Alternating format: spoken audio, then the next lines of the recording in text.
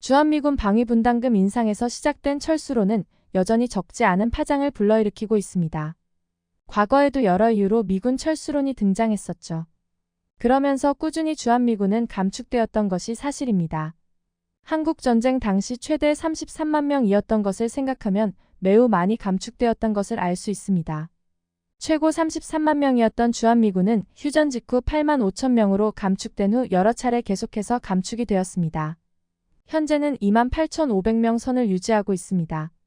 하지만 단순히 주한미군을 감축한다, 철수한다로 끝나는 간단한 문제가 아니기 때문에 이 사안에 대해 세계 각국에서 주목하고 서로의 움직임에 대비할 수밖에 없습니다.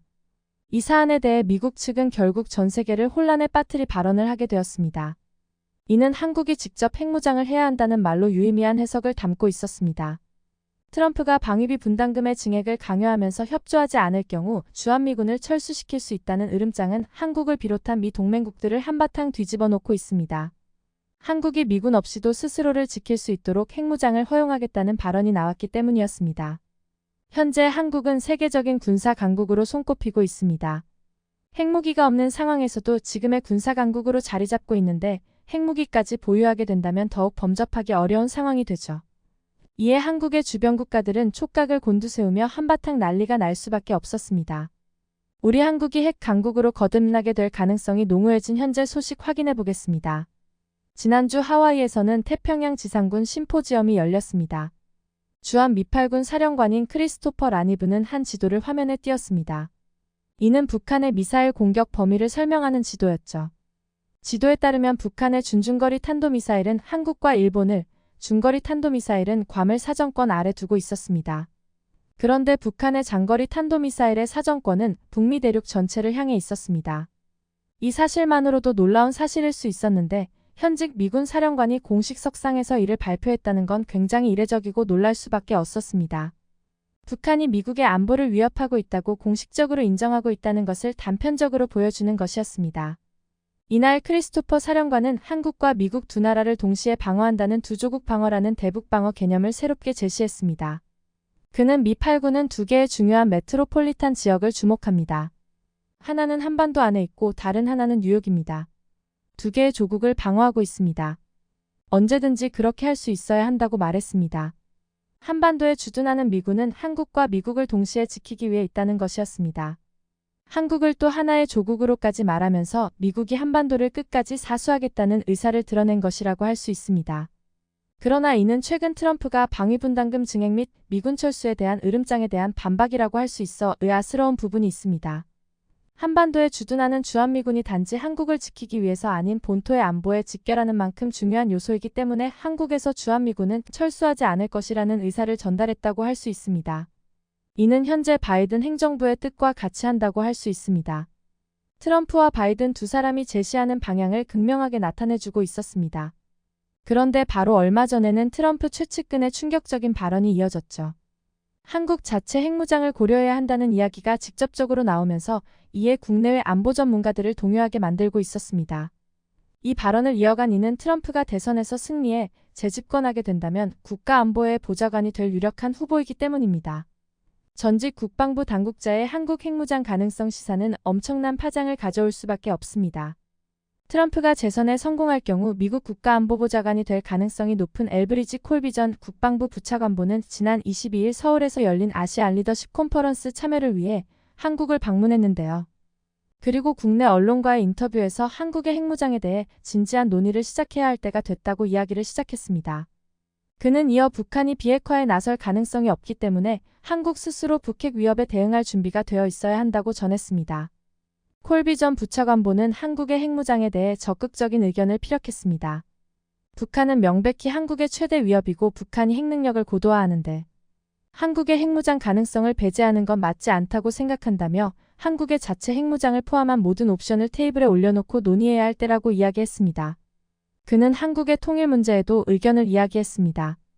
그는 한반도 통일을 원칙적으로 전적으로 지지하고 통일에 반대하지 않는다고 했죠. 하지만 통일 과정에서 중국의 무력 개입 가능성을 염두에 할 수밖에 없어 미군 철수 주장에는 반대한다고 전했습니다. 그러면서 아시아에서 미국의 핵 비확산 정책은 실패했다며 북한과 중국은 핵 능력을 고도화하는데 미국의 동맹국들이 제약을 받고 있는 상황인데 이걸 한국과 미국 입장에서 성공적 정책이라고 할 수 있느냐며 미국의 기존 아시아 안보 정책을 비판하기에 이르렀습니다. 이는 비단 한 사람의 의견은 아닐 것이라는데 의견을 모으고 있습니다. 한반도 통일과 한국의 핵무장 등에 대한 미국 내 공공연한 의견이라고 예상할 수 있는 부분이죠. 이와 같은 맥락에서 트럼프 일기 집권 당시 미북 협상을 담당했던 마이크 폼페이오 전 국무부 장관도 한국의 핵무장에 대해 언급했음을 확인할 수 있었습니다. 아시아 리더십 컨퍼런스에 참석한 폼페이오 전 장관에게 미국이 확장 억제 제공을 중단하거나 미군 철수를 할 경우 한국이 핵무장을 해야 한다고 믿는 한국인도 많은데 어떻게 보냐는 질문이 쏟아졌습니다. 이에 폼페이오 전 장관은 더 견고한 민수원자력 능력이든 더 나아간 복잡한 핵 프로그램이든 한국인들이 어떤 핵 능력을 증진하기로 결정한다면 미국이 반대할 이유는 없다고 이야기했습니다. 이는 한국의 핵 옵션을 허용할 수 있다는 뜻으로 해석할 수 있었습니다. 또한 한국의 북쪽에 고도화된 핵무기 국가가 있다는 점을 고려할 때 그 편이 한국인들에게는 합리적인 일일 것 같다라고 덧붙였죠. 폼페이오 전 장관은 핵연료 제철이나 농축이 일본에는 허용돼 있지만 한국은 하지 못하고 있는데 트럼프 집권 2기 때 협상이 가능한가란 질문에도 왜 안 되겠나? 고 답변하며 한국 핵무장에 힘을 싣는 이야기를 이어나갔습니다. 핵연료 제철이는 사용이 끝난 핵연료를 녹여 쓸모있는 우라늄과 플루토늄을 추출해내는 기술로 핵연료를 재사용할 수 있을 뿐만이 아니라 핵무기 제조에 필수적인 기술이기도 합니다. 오랫동안 다수의 원전을 운용해온 한국은 재처리할 수 있는 막대한 양의 사용 후 핵연료를 쌓아두고 있습니다. 하지만 여태껏 미국의 반대로 핵연료 재처리를 진행하지 못하고 있었는데요. 반면 일본의 경우 1980년대부터 플루토늄을 재처리해왔었습니다. 현재 일본의 플루토늄 보유량은 47톤으로 원자폭탄 6,000개 분량에 이르는 막대한 양이죠. 이는 영국, 프랑스, 러시아, 미국의 뒤를 이어 세계 5위의 플루토늄 비축량입니다. 일본은 세계 5위에 이를 정도로 어마어마한 양의 플루토늄을 비축하고 있습니다. 반면 오히려 북한의 핵 위협에 노출되고 있는 한국에서는 할 수 없다는 것은 굉장히 불합리한 일입니다. 이에 그동안 한미 원자력 협정을 개정해 핵연료 재처리를 허용해 줄 것을 수차례 요구해 왔습니다. 하지만 매번 거절당하고 있었었는데요. 하지만 앞서 전해드렸던 트럼프를 대변하는 최측근 안보 인사들의 의견뿐 아니라 분위기가 달라졌다는 것을 확인할 수 있었죠.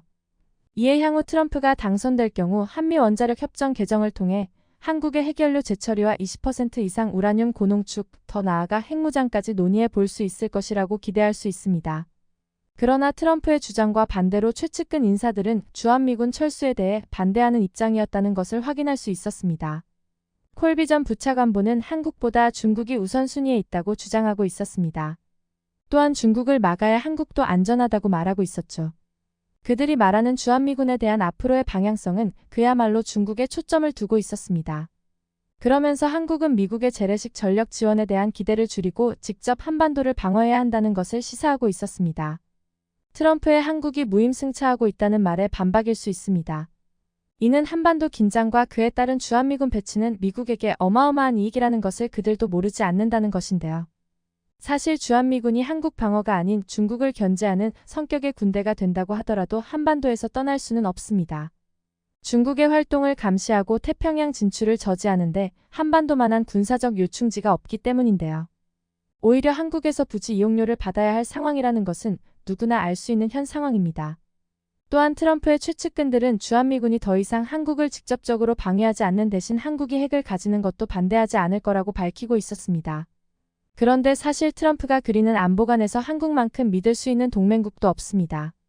세계에서 손꼽히는 대규모 군대를 운용하고 있으며 미국 방산의 최대 고객이자 신흥 방산 강국으로 최첨단 무기들을 대량으로 보유하고 있는 나라이기 때문이죠. 미국 측에서 한국을 동맹국 중에서도 괜히 스타라고 표현하고 있는 게 아니었습니다. 트럼프는 일본도 한국처럼 안보 무임승차를 하고 있다고 주장했었는데요. 그는 만약 일본이 공격받으면 미국은 모든 걸 걸고 일본을 위해 싸워야 하는데 미국이 공격받으면 일본은 소니 TV로 구경이나 할 것이라며 미일 안보 조약에 강한 불만을 드러내고는 했었습니다. 여기에 트럼프 측근들이 한국의 핵무장을 허용하겠다는 말이 계속해서 언급되자 일본은 긴장할 수밖에 없었습니다. 또한 미국이 일본을 제치고 한국을 동북아의 새로운 패권국으로 밀어주려는 게 아니냐는 의혹을 제기하기도 했습니다. 한국에서의 일방적인 주장이 아닌 핵연료 재처리와 20% 이상 우라늄 고농축을 허용하거나 더 나아가 핵무장 등 일정한 핵 옵션을 허용할 수도 있다는 현재의 흐름이 이어지고 있습니다. 이에 일본은 긴장감에 불과 며칠 전 뉴욕에서 트럼프와의 회담을 가지며 추이를 계속해서 지켜보고 있습니다.